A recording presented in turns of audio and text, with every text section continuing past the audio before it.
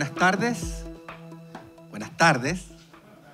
Bienvenidas, bienvenidos. En nombre de Radio Universidad de Chile, es una gran alegría recibirles en esta tarde para la presentación de un nuevo libro de nuestra editorial. Nuestra editorial, que como ustedes saben, forma parte de un esfuerzo que tiene varias dimensiones que se van articulando, que se van complementando, que tiene a la radio en el 102.5 del dial y también en internet, nuestro diario electrónico, que pretende en la misma senda hacer diariamente una contribución a una mirada diferente, si se quiere, a la que habitualmente se estila sobre el devenir nacional e internacional. Por supuesto, nuestra sala máster, que es este espacio que cotidianamente recibe espectáculos y actividades de todo tipo. Y por cierto, nuestra editorial. Este libro, el que vamos a presentar hoy día, nos alegra porque de alguna manera subraya algunas cosas o algunos asuntos que están en nuestra convicción. Lo primero es señalar que no es el primer libro de Mauricio Carvallo que publicamos bajo esta casa editorial, y nos alegra especialmente que así sea porque a través de los libros que Mauricio ha escrito y que hemos publicado, de alguna manera rendimos tributo al rol que jugó el periodismo en algunos momentos importantes, difíciles si se quiere, de la historia de nuestro país, y al rigor con el que esa tarea se acometió. Lo que podemos ver aquí es el trabajo sistematizado, pero al fin y al cabo el trabajo de Mauricio Carvallo simultáneamente en ese periodo en la revista Hoy y en el Diario Financiero, y que está agrupado bajo ciertas categorías temáticas. Ahí ustedes pueden ver también algo que es una segunda dimensión que yo quería destacar en este libro y que es su enorme contribución a poder complejizar, porque la memoria es frágil, a complejizar ese periodo que ahora es tan fácil de decir y que es tan fácil de juzgar. La palabra transición se dice como a la pasada en los debates políticos, como si no hubiera sido un periodo extraordinariamente complejo y lleno de matices que se fue construyendo gradualmente y en el que, como plantea Mauricio Carvallo en la bajada del titular del libro, que es Noticias en Desarrollo, consistió también en una transición chilena bajo acecho. Desde acá, desde esta radio, queremos también, por último, a través de Mauricio, rendir homenaje a la tarea periodística de tantos colegas en ese momento de la historia de nuestro país. Vamos a saludar a quienes van a formar parte de esta presentación. A mi derecha, a la izquierda de ustedes, está Carlos Larraín, conocido, por cierto, ex presidente de Renovación Nacional, ex senador de la República. A mi izquierda, a la derecha de ustedes, está Francisco Vidal, ex ministro de Estado, a quien en primer lugar le damos la palabra. Francisco. Estoy al final, veo. Yo sí. ¿Sí? Ah, muy bien. Bien, buenas tardes. A ver, este libro es imprescindible leerlo en el Chile de hoy. Voy a explicar por qué. En mi opinión está resurgiendo la ultraderecha en Chile. Y lo vimos el fin de semana con 3 hitos. El famoso discurso de la diputada ovacionada en el partido de Carlos Larraín, que se declaró pinochetista.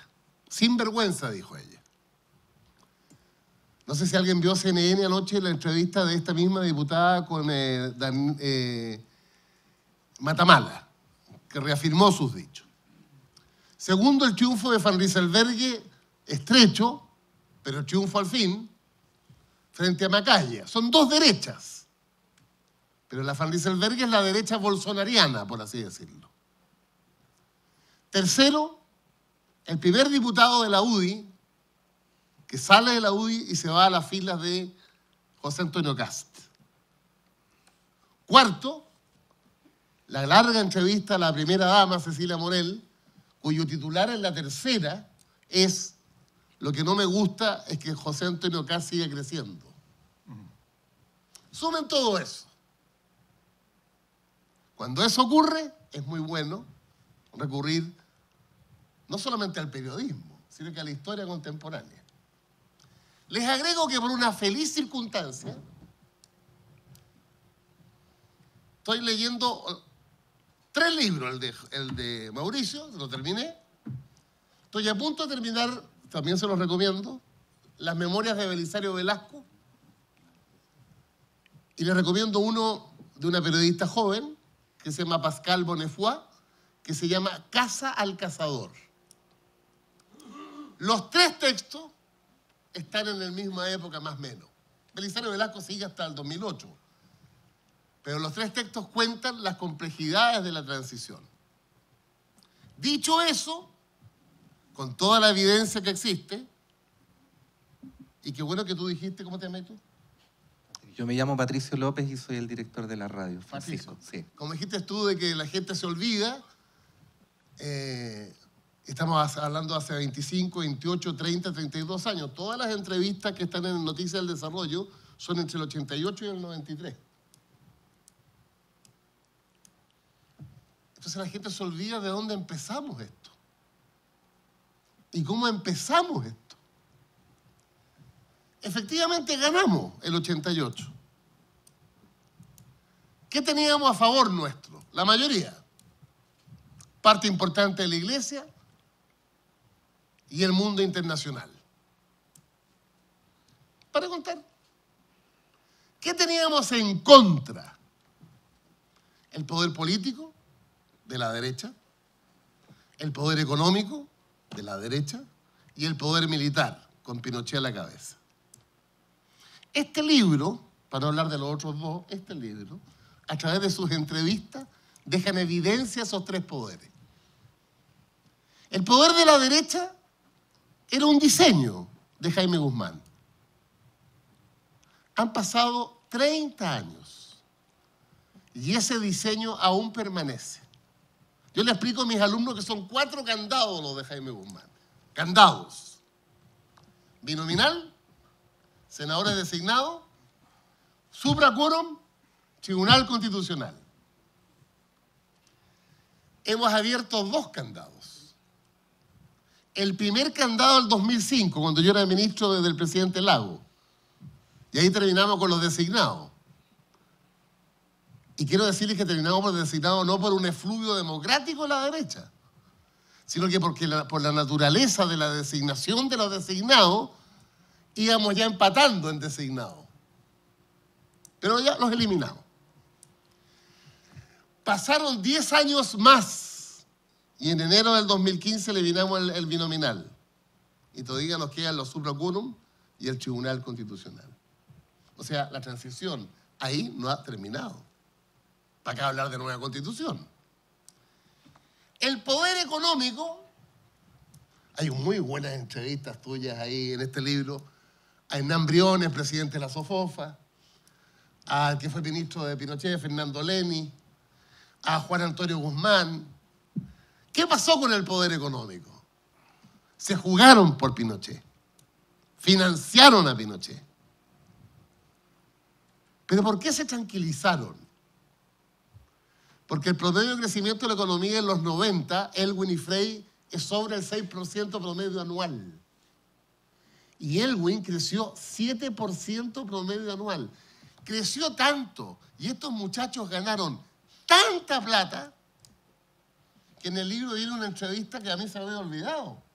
Que hubo un grupo de fácticos de los dueños de Chile que empezaron a pedir y a pensar que por qué no pedirle a Elwin que siguiera 2 años más. Muy buena entrevista esa, Mauricio. Estamos. Y finalmente, no obstante que siempre han tenido su candidato, siempre han financiado sus candidatos, finalmente el crecimiento en la concertación, particularmente en los 90, una política fiscal responsable, con una inflación tendiente a la baja, y una política social que atenuó el conflicto social, porque hay que recordarle a la gente de ahora, o a los que éramos de esa edad, pero se nos olvida, que usando el indicador que hoy día se usa en Chile, la derecha y Pinochet nos dejó al 68% de la población bajo la línea de la pobreza. 68, hoy día es 8. La suma de eso tranquilizó relativamente al poder económico.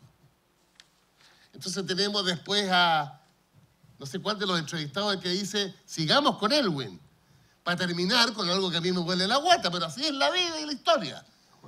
Cuando el presidente de la Confederación de la Producción y el Comercio Bajo Lago, Hernán Somerville, ese hombre elegante que usaba pañuelo en todas partes, ¿se acuerdan? ¿Ya? Dice, los empresarios amamos a Lago. En mi opinión, ahí se cavó la tumba a mi presidente Lago. Me hubiera gustado que la Bárbara Figueroa hubiera dicho eso. Pero ese aparte. Y finalmente, porque entre el 90 y el 2015, de acuerdo a Naciones Unidas, la economía creció 4 veces, nunca en la historia de Chile antes. Pero los grupos económicos crecieron su patrimonio en 12,5 veces. Y los grupos económicos, que no son los dueños de Chile de verdad, porque facturan el 84% de todo lo que se vende en Chile, porque dan cuenta del 82% de toda la inversión, y que son tan poderosos que logran sentar ayer en la sede de esta gente al presidente de la República y al presidente del Senado. Ayer. Primera autoridad de la República, segunda autoridad de la República, dando examen frente a los 6 presidentes de rama de la Confederación, pero ojo, y a 9 representantes de los grandes grupos económicos chilenos. Pueden verlo en el diario hoy día. Poder económico. Y el poder militar, cosa que a mí me fascina. Bueno, aquí están las evidencias, pues. En este libro, en el otro que te dije. 3 amenazas de golpe de Estado. Ejercicio de enlace, diciembre del 90. Boinazo, mayo del 93.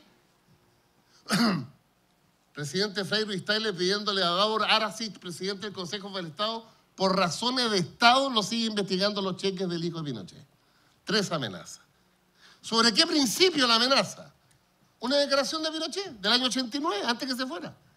Me tocan a un solo hombre y se acaba el Estado de Derecho. ¿Se acuerdan de eso? La memoria, ¿eh? Me tocan a un solo hombre y se acaba el Estado de Derecho. Pero agreguémosle las operaciones de inteligencia más increíbles, en plena democracia. Sacan fuera de Chile a Carlos Herrera Jiménez, asesino de Tucapel Jiménez.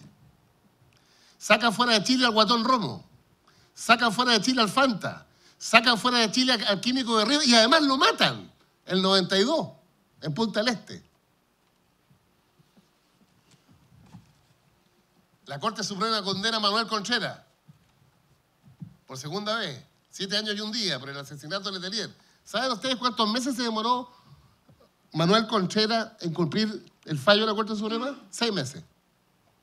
Primero en el Fundo Fresia, después una noche en el Regimiento Sangre de Puerto Montt, después se enfermó de las muelas, estuvo 5 meses en el Hospital Naval de Talcahuano. Raya para la suma. Libro fundamental, pero en el contexto actual. Aquí se expresa en estas entrevistas del 88 al 93 lo que era el poder político, lo que era el poder económico y lo que era el poder militar. Así que, si yo tuviera que hacer muchos regalos, en primer lugar, las memorias de Belisario Velasco aquí y esta periodista joven, Pascal Bonnefoy, aquí abajo.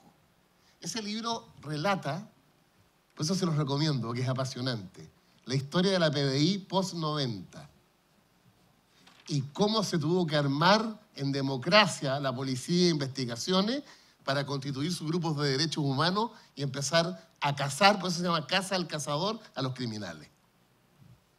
Muchas gracias.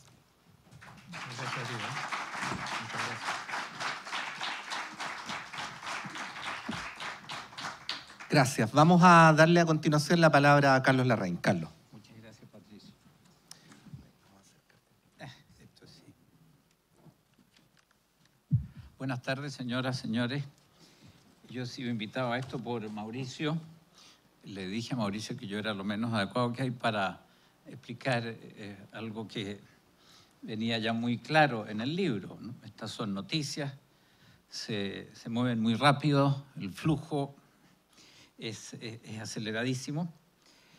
Pero, en fin, Mauricio me dijo, el culpable de esto es Francisco Vidal. Te sugerí. Me propusiste. Bueno, entonces yo me tengo que preparar para unos mandobles feroces de Francisco Vidal. Pero veo que ya las emprendió, digamos. ¿Eh? O sea, yo no puedo refutar a Francisco porque traía mis ideitas aquí anotadas y a la cola te voy a echar alguna pasada de cepillo. Pero bueno, Eso se trata. oye, yo leyendo este libro, que lo he hecho cuidadosamente, en la fotocopia que me hiciste llegar, Mauricio, para no ensuciar el otro, he hecho notas, lo he leído con harta calma y con mucho interés, porque la verdad, tal como dice Francisco, este fue un periodo efectivamente álgido de las cosas notables que se han dado en la historia de Chile. La historia de Chile, no necesito yo decirlo, ha sido bastante menos tranquila de lo que creemos, en general los chilenos, que hemos idealizado un poco la historia de Chile, ¿no? Pero ese periodo fue particularmente rápido y pasaban cosas que a la semana estaban ya olvidadas, ¿no? Son 60 o 70 entrevistas, más o menos, las leí todas, salvo una que otra al final. Y tengo que celebrar el esfuerzo del autor, mantenido a través del tiempo, porque estos son muchos años de trabajo. Escribir es siempre difícil, y escribir contra el reloj, contra el tiempo, bajo presión, es aún más difícil. Esto para reconocer tu esfuerzo, Mauricio.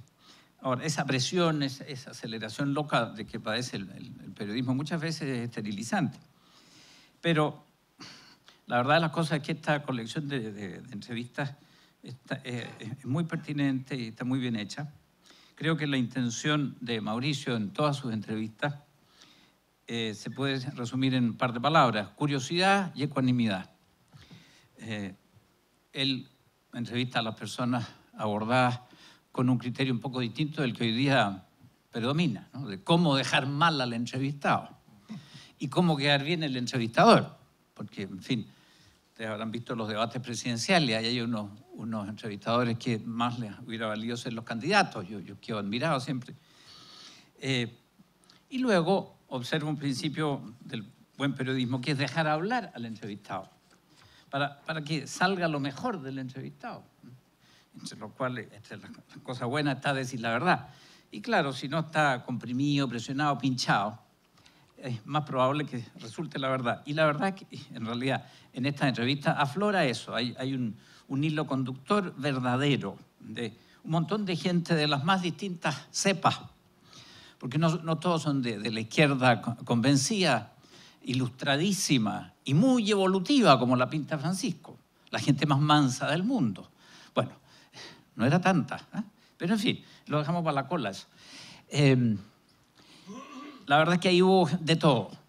Personas que trabajaban en la oposición, partidos políticos, influencias extranjeras, los propios militares, porque los hubo que estuvieron por una transición ordenada. Las notas de pie de página, Mauricio, te agrego, ayudan a entender mejor y a llevar el hilo. En una que otra se te ve el plumero un poco mucho, pero bueno. Pero en general ayudan al lector que no estaba metido ahí en el diario, porque yo no era parte de la bulla política entonces. No puedo sacar conclusiones concretas tan amplias como las de Francisco, que es medio spengleriano, ¿eh? Tiene teorías y tiene ciclos, y está entre Vico, Spengler y no sé quién más. Pero yo soy un poco más práctico, saco comprobaciones prácticas nomás. La primera, primó el realismo político. Las descalificaciones no eran así tan totales, por supuesto, se pegaban unos refregones. ¿Cómo no? El trajín político es así y el conflicto es inherente al trabajo político. No es malo el conflicto. Hubo serenidad. Patricio Aylwin lo definió. Hagamos lo mejor que se pueda. Creo que esa es la frase. Lagos, Ricardo Padre y Eduardo Frei fueron en la misma sintonía. Y eso fue muy determinante porque eran evidentemente los que hacían cabeza en la concertación. Ahora, un poco distinto fue lo que ocurrió con los movimientos violentos, porque el título lo dice, Transición chilena bajo acecho. Y el acecho no solo venía del de los militares que querían escapar indemnes. También hubo un acecho muy violento desde la propia izquierda. Pensemos solo que había jurado Patricio Aylwin el 11 de marzo del 90 y el 20 de marzo o el 21 de marzo habían disparado contra Gustavo Lee y otra persona que trabajaba con él y lo dejaron malherido. ¿Cuál era el objeto de eso? Bueno, alguien dirá desquite, justicia, qué sé yo, rectificación, pero había también una intención de echar abajo el empeño de la transición ordenada, ¿no? Entonces, bueno, al fin y al cabo primó el realismo, ¿no? Segunda constatación, qué poco pesó la opinión y el parecer de don Jorge Alessandri. Me llamó la atención eso. En fin, todos habíamos leído de que don Jorge estaba en desacuerdo con la evolución constitucional, pero fue tan categórico como que renunció al Consejo de Estado y exigió que la Constitución aprobada el año 80, perdón, regía a partir del 81, ¿no? Sí. Rigiera en su totalidad desde el 81 y que hubiera un periodo de 5 años de transición con plenitud de funcionamiento parlamentario y demás organismos propios de la República histórica, ¿no? No lo llevaron de apunte, cosa bastante notable porque el caballero tenía su empaque, ¿no? Y se le oía clarito. Pero en fin, fue desconocido su parecer. En esos 5 años se preveía el funcionamiento completo de una democracia parlamentaria. Enseguida tengo que pasar un aviso no comercial. La cooperación de Renovación Nacional y la gente que estaba bajo ese alero. Ya en abril del 89, Renovación Nacional coincidió con la Concertación en reformar 33 artículos de la Constitución. Estaban de acuerdo en el tenor incluso, redactado. Contribución importante.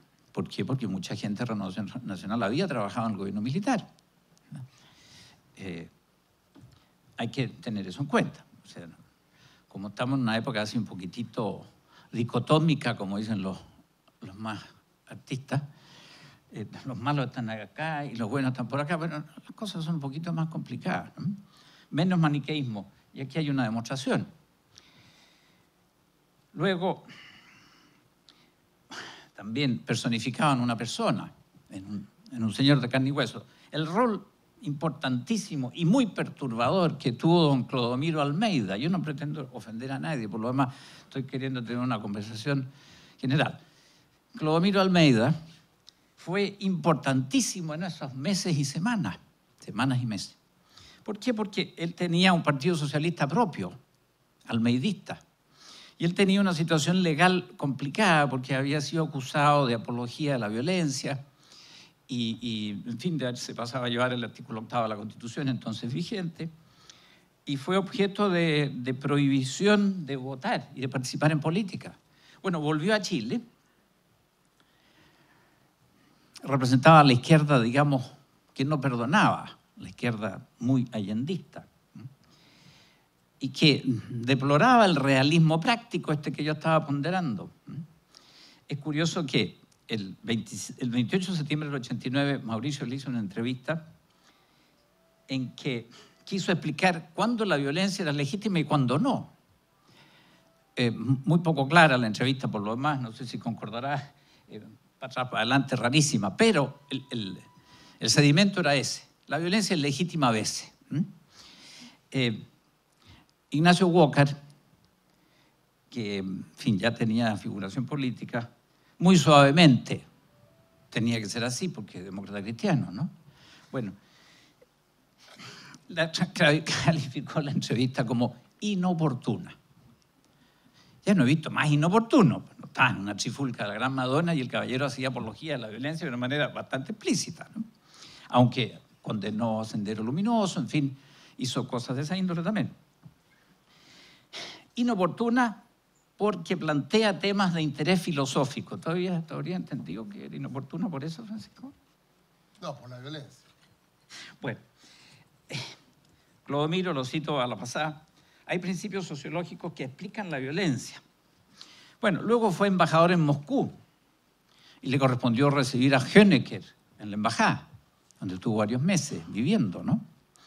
claro, muchos miembros de la Concertación tenían gratitud con Honecker, porque Honecker los recibió en Alemania Oriental y los cuidó mucho. Ahora, yo tengo amigos pobres que fueron a parar a Alemania Oriental y vivían como perros.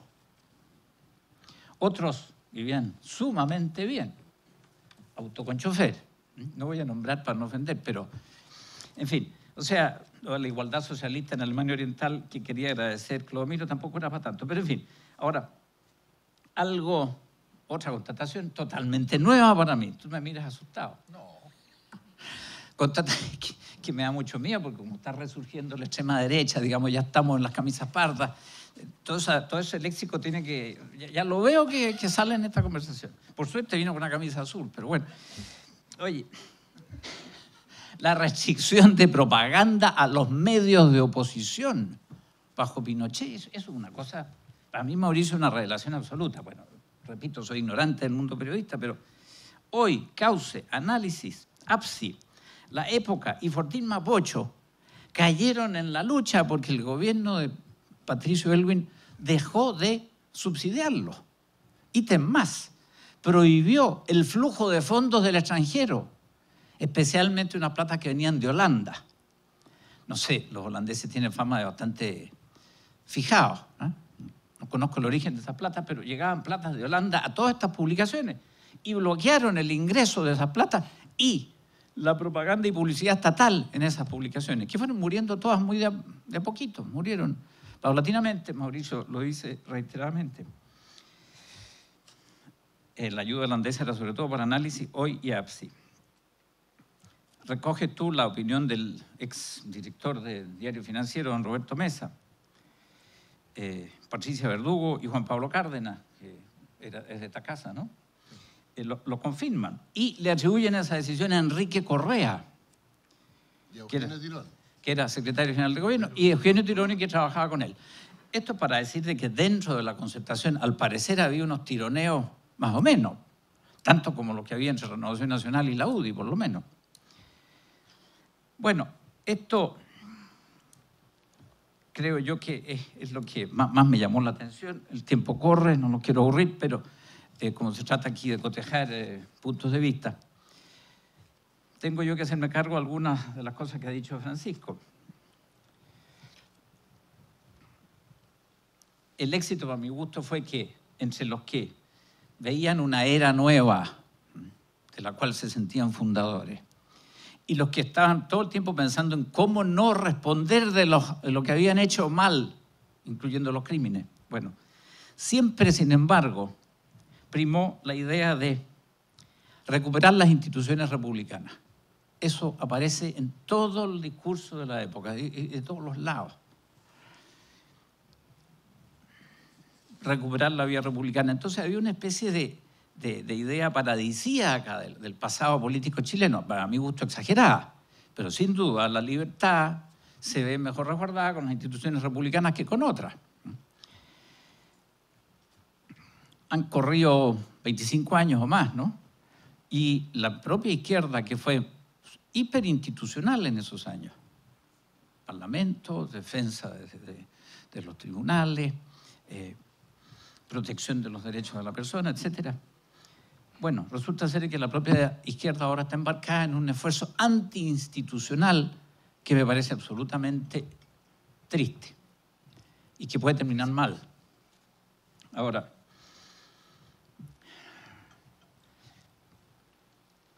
hay un ataque muy sostenido contra todo lo que sea, lo que tenga alguna estructura. El esfuerzo por desestructurar la vida social es muy manifiesto, ¿no? Se busca un estado líquido. Y hay otro matrimonio muy raro. El matrimonio más raro fue el de los años 88 al 2003, entre la izquierda y las instituciones. ¿Por qué? Porque entendieron muy bien las mejores cabezas de entonces que las instituciones sí protegen a la persona. Bueno, pero ahora hay otro fenómeno en desarrollo, que es el matrimonio de la izquierda con el hedonismo liberal.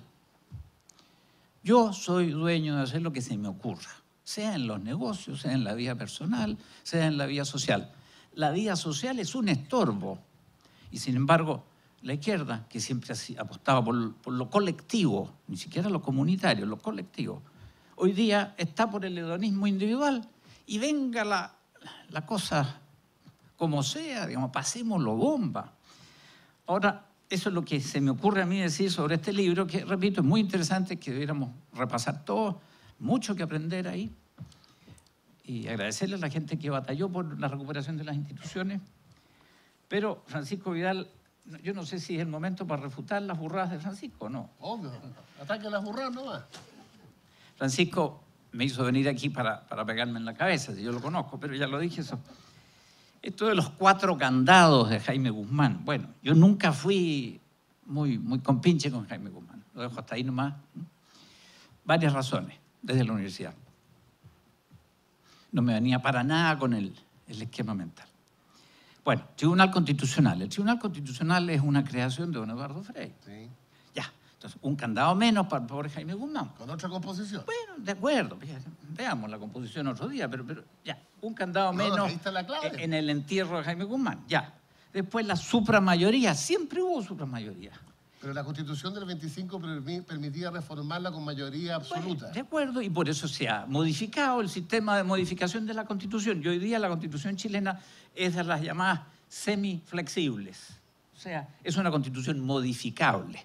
No hace falta quemar el Congreso para modificar la Constitución. Se puede modificar la Constitución. Y ya había mucho avanzado. Yo tuve unas conversaciones con Ignacio Walker, igualmente muy suaves, ¿no? Muy suave, todo suave.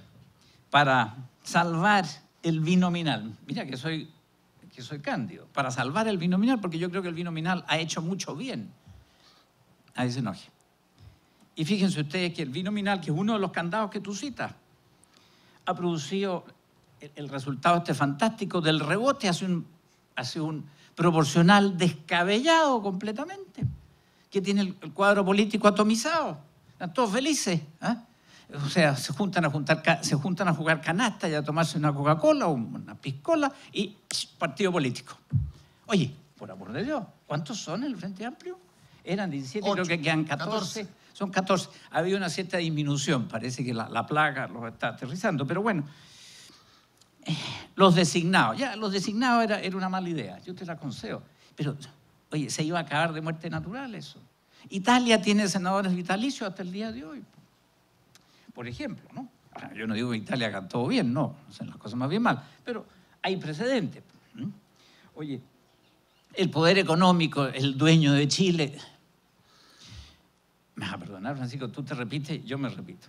Yo he tenido varios debates con este caballero, amistosos, así, nos miramos feo, pero después el vino que veo anunciado por allá ya compone mucho las cosas. Le da con que los dueños de los autos caros dominan este país. Me lo he dicho 2 veces en 2 debates, con una impudicia sensacional. El Lamborghini, el Ferrari y no sé qué otro más. El último auto que yo tuve me duró 19 años, dejo constancia. Estoy tratando de vender uno que lleva 9 y no hay manera de venderlo porque están tan baratos los autos malos que nadie los compra. Bueno, oye, los autos grandes son los que controlan este país. Yo le aposté a Francisco que en Chile había más o menos 100 autos caros por año agregados al parque automotriz, como se llama hoy día. Y la verdad que son 120. Estoy seguro que de esos 120, la mitad, o no, 1/4 son de traficantes de drogas. Otro tercio es de gente derecha y otro poco es de gente izquierda. Y están todos felices corriendo en las carreteras a 190 por hora. ¿Tú crees que esa gente le da un minuto de pensamiento a lo que pasa en este país? Pero ni medio. Si les importa una pepa. Oye, los que en realidad están gobernando en Chile son los que compraron 340.000 autos normales en el curso del año 2018 y que hacen que uno demore en un taxi 50 minutos lo que antes demoraba 20. Que la izquierda se enorgullezca de la responsabilidad fiscal me parece fantástico. Es cierto, eso puede haber tranquilizado a los empresarios. Atribuirle a los empresarios alguna inteligencia política. Me van a matar algunos que conozco. Oye, pero eso es completamente onírico. No hay grupo social con menos capacidad social y política que los empresarios. Y es exactamente lo que procura la izquierda. Le dicen, miren, señores, ustedes son dueños de esto, produzcan cositas así como las hormigas y las trasladan de un lugar para otro, le agregamos medio punto al PIB y todos contentos. Oye, eso de que los ricos gobiernan este país son puras pamplinas. Los que gobiernan este país son los que pertenecen a la izquierda instalada, y que son muchos. Ahora, los fallos de Manuel Contreras demoraban 6 meses en cumplirse. Un delincuente y un truán protegido. ¿Pero cuánto demoraban en cumplirse los fallos del gobierno de Allende? ¿Ah? Bueno, perdonen, repito, no quiero ofender a nadie porque veo varias caras cerradas por aquí, pero bueno, yo no tengo por qué caerle bien a todo el mundo y esta no es una sesión de homenaje a la Concertación. ¿Ah? Así que hasta ahí llego yo y si quiere tenemos otro round, Francisco, en torno a los Lamborghini después. Muy bien.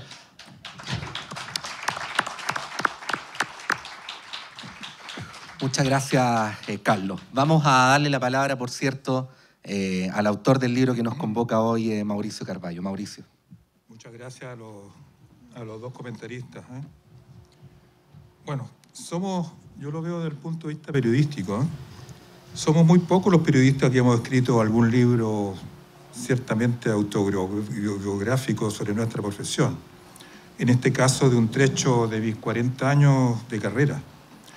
Es que nos habituamos a publicar sobre los demás cuando nuestras propias historias a veces pueden ser más interesantes y tenemos incluso mayor conocimiento de los temas que muchos protagonistas que tratamos de descubrir. Por ejemplo, una veintena de colegas recién publicó brillantemente sus relatos del libro Corresponsales bajo dictadura. Chile, 1973-1980, ¿lo tiene? Sí. No he leído, pero lo tengo. Pero casi siempre hay algo que nos impide este logro. Lo cierto es que con nuestro aparente poder ni siquiera luchamos por nuestros derechos. ¿Qué libros podrían haber escrito celebridades como Raquel Correa, Luis Nandas Parker y Emilio Filippi, con quienes tuve el honor de trabajar por sus ricas trayectorias, plumas e influencias? Como contrapartida, salvo pocos privilegiados de la televisión, esta es una de las profesiones peor pagadas de Chile. A pesar de tener sindicatos, el premio no conoce huelgas como las de la minería o portuaria, que terminan a menudo con saldo a favor por la presión que ejercen en la comunidad. No solo eso, también el periodismo es una de las profesiones más peligrosas y peor tratadas. Aunque se publicó en 1973, mucho antes de los grandes avances tecnológicos de nuestra profesión, la interpretación del libro Crónica Política del siglo XX del periodista y escritor Fernando Pinto Lagarrigue me persigue desde entonces, porque su autor describió hace 45 años que más que los historiadores, quienes mejor pueden narrar los hechos políticos e históricos, son quienes vivieron y comentaron profesionalmente una época, los periodistas.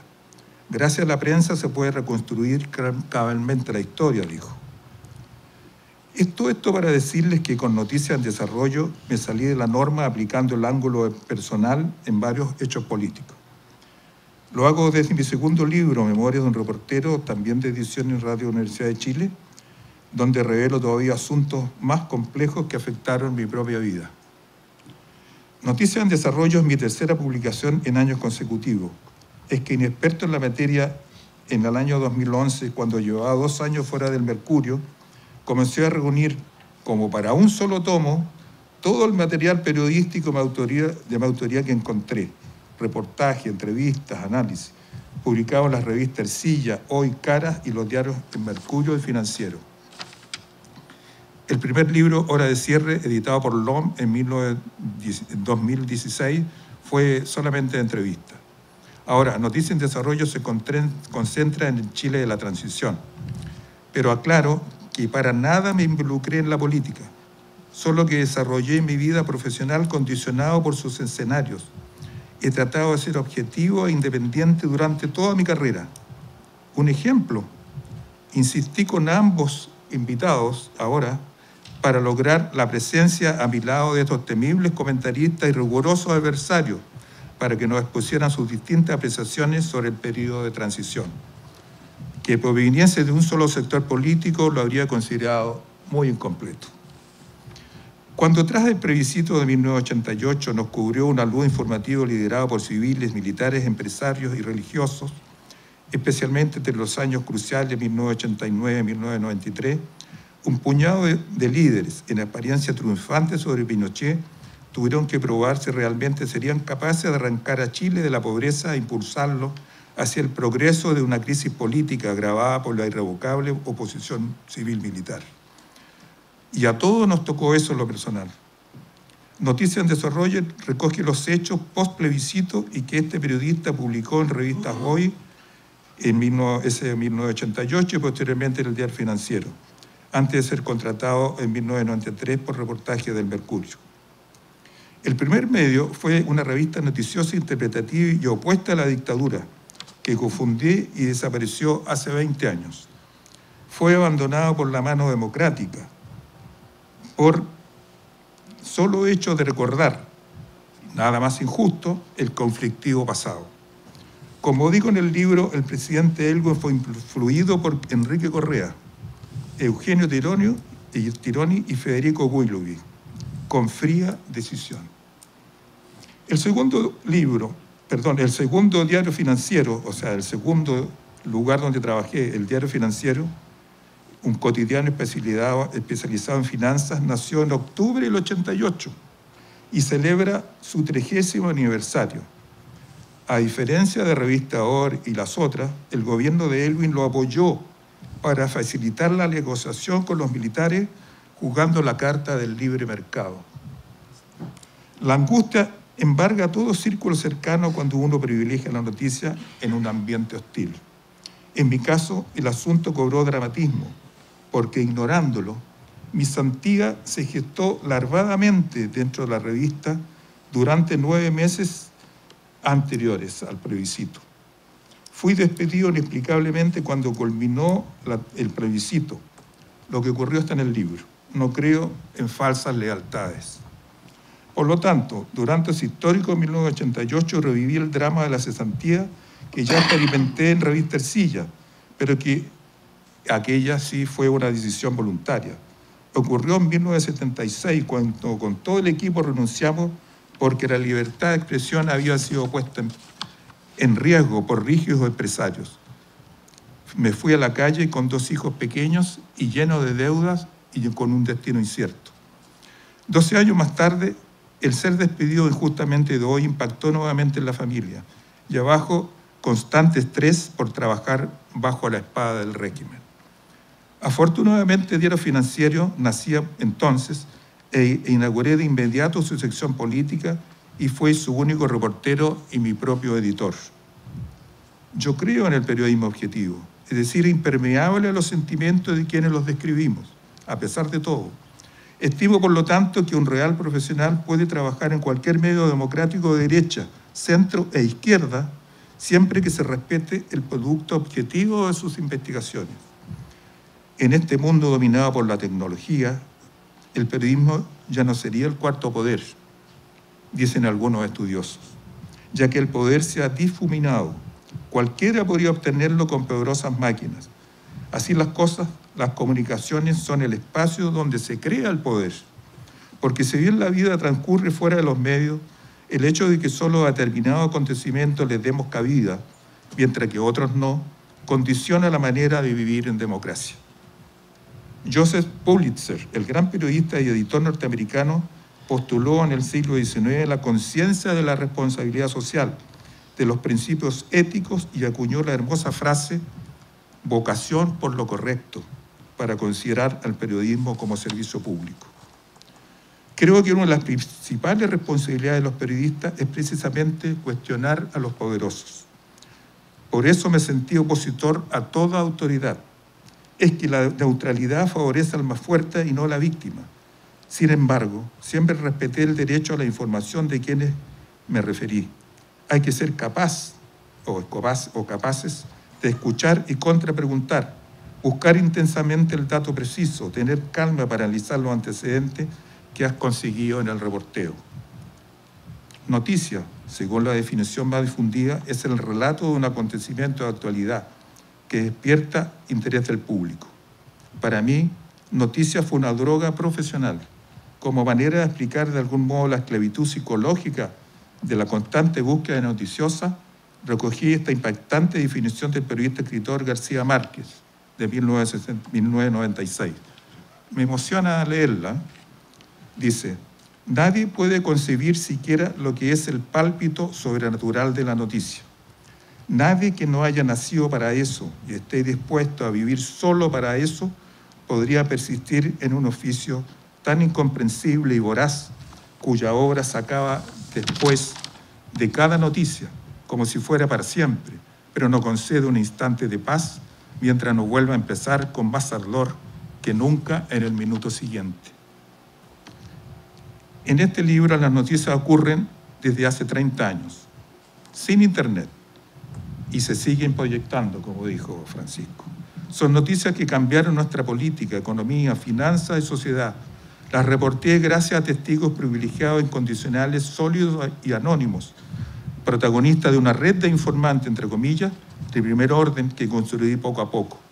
No los tuteé nunca, ni los invité siquiera a un café, para mantenerlo todo exclusivamente en un nivel profesional estricto.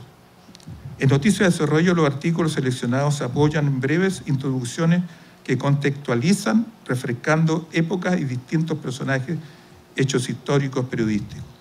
A la vez se agregan 274 pies de páginas que comparan los hechos con su propia realidad y que al entrelazarse recrean en conjunto un volumen que podría calificarse histórico. Dividí el libro en 300 páginas entre texto y fotografía en bloques temáticos: civiles y militares, constitución, candidatos, empresarios, privatizaciones, Piñera Gate. Y se destacan entre los capítulos todas las formas de lucha del Partido Comunista, las pugnas por la Constitución, las precandidaturas de Elwin en competencia con Frei, Andrés Saldívar, Valdés y Lago, y en la derecha entre Vigi y Jarpa, la rebelión de la DC, las polémicas privatizaciones, el Piñera Gate, pugnas civiles militares, leyes secretas, atentados terroristas. Si me permiten, quisiera enumerar unos pocos golpes noticiosos, ya que hablamos de noticias. La entrevista en enero de 1990 al entonces ministro de Defensa, Patricio Rojas, que provocó uno de los diálogos más descarnados entre Elwin y Pinochet. Cuando en junio de 1992 Elwin propuso a los comandantes en jefe reorientar el gasto militar, algo que recién 26 años después se vuelve a intentar. Iniciativa que el ministro Edgardo Benninger reconoció no estar enterado, o sea, dijo que no lo supo, o sea, lo leyó por la prensa. Las reformas constitucionales que rechazó Jaime Guzmán, siendo más duro incluso que Pinochet, quien se mostró más partidario de morigerar el artículo 8º que sancionaba la difusión de la idea marxista. Las secretas negociaciones entre Carlos Cáceres y Elwin por la Constitución. En enero de 1989, faltando 11 meses para la primera elección post-dictadura, informé la postulación de Elwin a la presidencia de la República. ¿Cómo y por qué?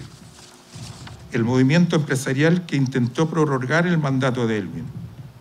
Cómo Andrés Alamán, secretario general de RN, ayudaba internamente para que se nombrara candidato a Hernán Vigi en vez de Sergio Nofre Jarpa, presidente del partido. Aquella entrevista a Clodomiro Almeida que probó, comillas, que el terrorismo es ilegítimo, en circunstancias que había perdido sus derechos ciudadanos condenado por propugnar la violencia. O sea, al revés. La política de Estado que en democracia eliminó a 7 revistas opositoras a Pinochet. El reconocimiento de Luis Corbalán, ex secretario general del PC, que debía, según él, darle explicación a la gente por la caída de los socialismos reales. El repentino apoyo a la concertación en las privatizaciones, incluyendo notablemente a Eduardo Frei sobre Codelco.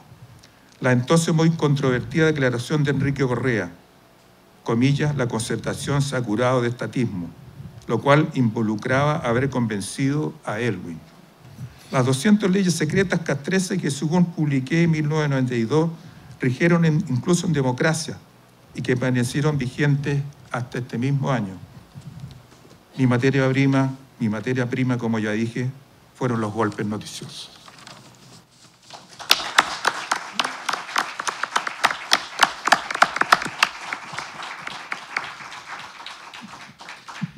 Bueno, como se ha dicho en las presentaciones, las consecuencias de los hechos de este periodo siguen vigentes y siguen de alguna manera determinando el devenir político chileno a día de hoy. Esa reconstrucción compleja, detallada, que hace Mauricio es un insumo muy importante también para leer el tiempo que vivimos. No se ha dicho aquí hasta el momento, yo también quería destacar esto, en el trabajo de Mauricio, en sus palabras, se aprecia algo que habitualmente no se ve con las nuevas generaciones de periodistas y que es un profundo amor, un profundo compromiso con la profesión, con la tarea que el periodismo tiene que llevar a cabo, con la contribución que desde este ejercicio profesional se puede hacer a la sociedad y al país. Eso también aparece en este libro y no quería cerrar esta presentación sin decirlo. Agradecer a Mauricio Carvalho por la confianza, por la publicación de este libro, agradecer a Francisco Vidal y a Carlos Larraín por su presencia y por sus exposiciones, y agradecerles a todos ustedes por haber venido. Vamos a cerrar esta actividad como corresponde con un vino en honor de esta nueva publicación.